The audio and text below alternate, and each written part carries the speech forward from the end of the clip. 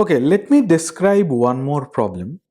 In the last video, I had shown you that we can SSH into the EC2 instance which is in private subnet. That is perfectly fine.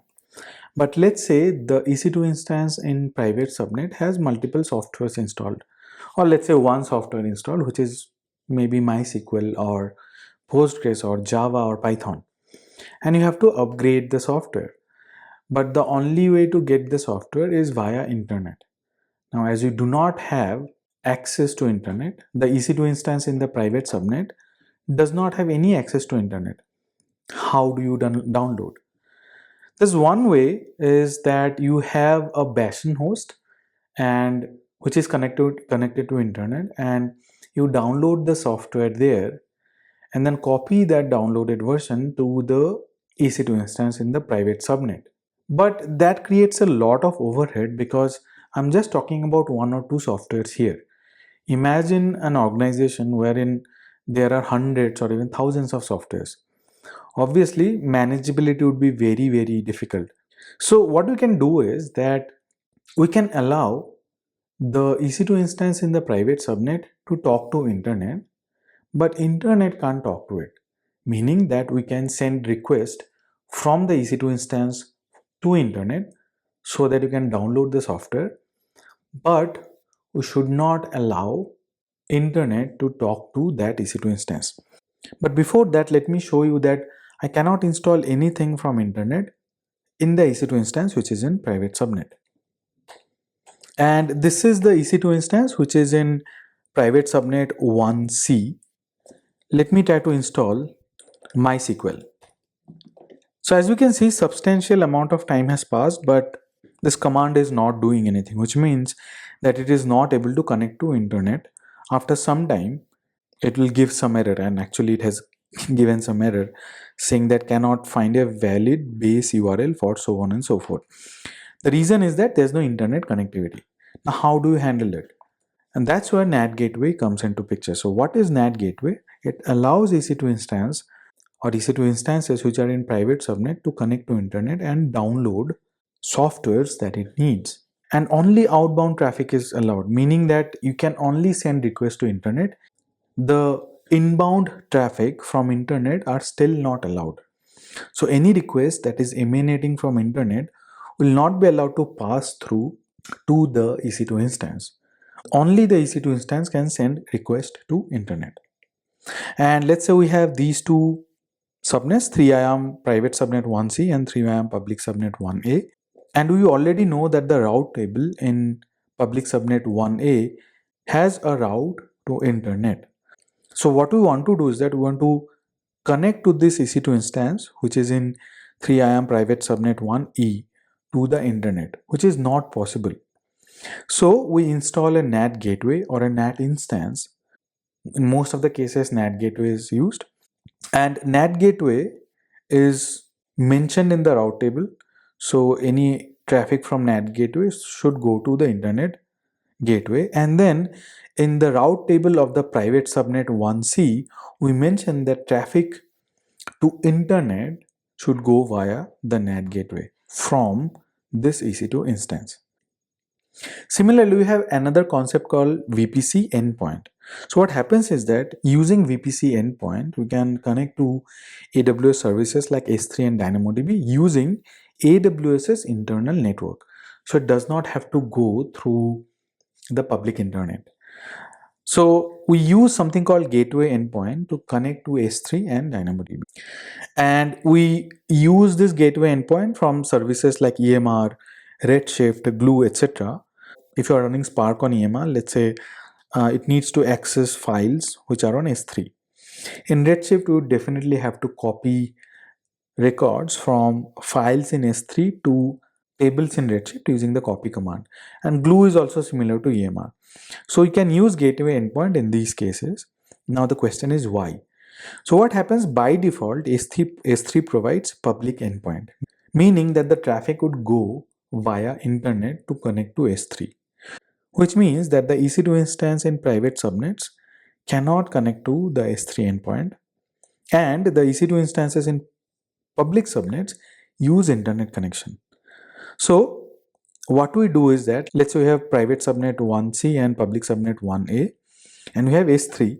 If you have to connect to S3 from EC2 instance in public subnet 1A, we use internet to connect to S3. And now for the EC2 instances in the private subnet, we use this gateway endpoint, and via the gateway endpoint we connect to the S3 bucket or S3 object.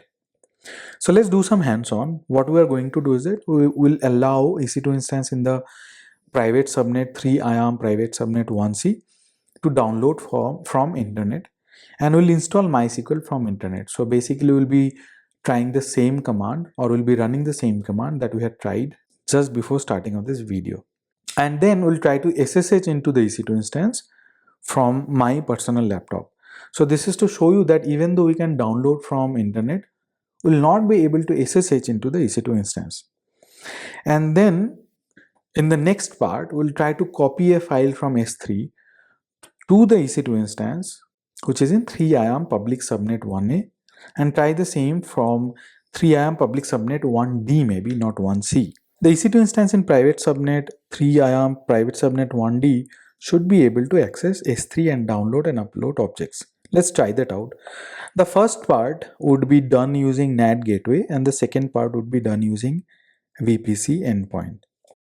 So in the VPC console, we have an option called NAT Gateway here. So we'll create a NAT Gateway. Remember, NAT Gateway is not free. All the other VPC components that we have discussed here are free. And I'm naming it as 3 IAM VPC NAT Gateway. And I'll be selecting 3 IAM public subnet 1B. And remember that there would be some charges of the NAT Gateway. So whenever you are done with your hands-on, please go ahead and delete those. So as you can see, the NAT Gateway has been created, which is 3 IAM VPC NAT Gateway. Now what I have to do is that I'll have to go to the route table first. So click on route table and then click on 3 IAM VPC private route table. So why route table? Because I'll have to carve a path so that the EC2 instance, or basically the private subnet, can talk to internet. First we'll have to carve a path, and then we'll have to allow firewall. Click on routes. So there's no route to internet. So this is again 3 IAM VPC private route table. Click on edit routes and then click on add route, and I'll be adding a route to internet, but I'll not use internet gateway, because if we use internet gateway, this private subnet would also become a public subnet. So if we do not want to change that, we'll have to use NAT gateway and mention the NAT gateway that we have created. Click on save changes. So I have a path to internet in the private route table, but the path is via NAT gateway, not internet gateway. So next, I'll go to the security group, and I think it will be security group private 1C, and we need an outbound rule. So add outbound rule and allow all traffic maybe to internet. So I'm mentioning that allow outbound internet and click on save rules. Both of these have to be done. So you'll have to change the route table first, and then you'll have to change you'll have to modify the security group rule. Now again, I'm inside of the EC2 instance, which is in private subnet. Just to show you, it is 7.11.187. So 7.11.187, which is the EC2 instance in private subnet 1C. Okay, now let's try to install MySQL again. So now if you see, I am able to install MySQL. So the installation is complete, and if I type MySQL -- version, it is showing me the MySQL version. So I am able to install MySQL by connecting to internet via the NAT gateway. Now let's try the other way around. Let me try to SSH into this EC2 instance from my personal laptop. And this is the EC2 instance, and this is the public IP. And it should not allow actually, because as I said, NAT gateway only allows the outbound rule, but the traffic from internet is still not allowed. This is the public IP address of the same EC2 instance where we installed MySQL from internet. So as you can see, we can connect to internet using outbound traffic, but the inbound traffic from internet is not allowed. So that is the beauty of NAT gateway. So now next what will I do is that I'll log into, or I'll SSH into the EC2 instance which is in private subnet 1D, which is this one, 17.11.229, and I'm inside of this EC2 instance, and I'll try to download some file from S3, but there's a problem here. So this EC2 instance is in a subnet which has a route table where you have already added traffic to internet, so via NAT gateway. So now if you think, if I send a request to S3 from the EC2 instance in private subnet 1D, it will allow me, because that particular private subnet has a path to internet. Let me try to download a very small file. Let me download this orders oltp app serverless.py program. And before that, I'll have to install AWS CLI. It does not have AWS CLI, by the way. So let me try to run this command, which should download AWS CLI. But surprisingly, it is not working. So even though I have NAT gateway, so let me try to install MySQL, and it is also not working. And what do you think the reason is? Please pause the video and maybe try to think about it. What can be the reason? I hope you have thought about it. Just to do a recap, we did change the route table wherein we added a path or added a route for internet via NAT gateway. We changed the security group of private subnet 1C, but we have not changed the security group of private subnet 1D where we are trying it out. So in private subnet 1D security group, if you see here, there's no outbound rule. So there's no traffic which can go out to internet. So we'll allow all traffic to internet. And now if I run curl http, so as you can see, it has been installed really fast. So I have downloaded AWS CLI v2. Let me unzip the file and then install AWS CLI. So AWS CLI has been installed. If I type -- version, I can see that AWS CLI is there. So now what will I do is that I'll copy a file from S3 to this particular location. And this is my directory. So if I type pwt, it is /home/ec2user, do an ls lhrt, I have only one directory and one file, one zip file. So let me copy a file from S3 to this particular location. And I'll be copying this orders ALTP app serverless.py Python file to the current location. So it says unable to locate credentials. So I need IAM credentials to actually download the file. So what you do is that you go to IAM and go to IAM roles. Just follow along. Don't worry about it. We'll talk about it in the IAM section. And create a role. Click on AWS service, and here in service choose EC2 and just keep it as is. Click on next. Type S3 here and provide S3 full access. Click on next and then click on create role. And the role is 3IAM VPC IAM role. Go to the EC2 instance, select the EC2 instance which is in private subnet 1D, click on actions, click on security, and then modify IAM role. And here select the IAM role that you have just created, click on update IAM role. So now if I run AWS S3 copy, it has been copied. So if you see orders oltp app serverless.py has been copied. So even though there is no VPC endpoint, just because I have NAT gateway, I was able to download the file from S3. Now what will I do is that because the route table has NAT gateway, I'll create a new route table which does not have NAT gateway and associate that route table with the subnet or with the private subnet 1D. So click on route tables and then create a new route table, and I'll name it as 3IAM VPC private route table 1D, and the VPC would be 3IAM VPC, and that's it. So it is done. Now I'll associate this route table with the subnet 1D. So click on route table here. As you can see, we have an association of NAT gateway. I'll change it now.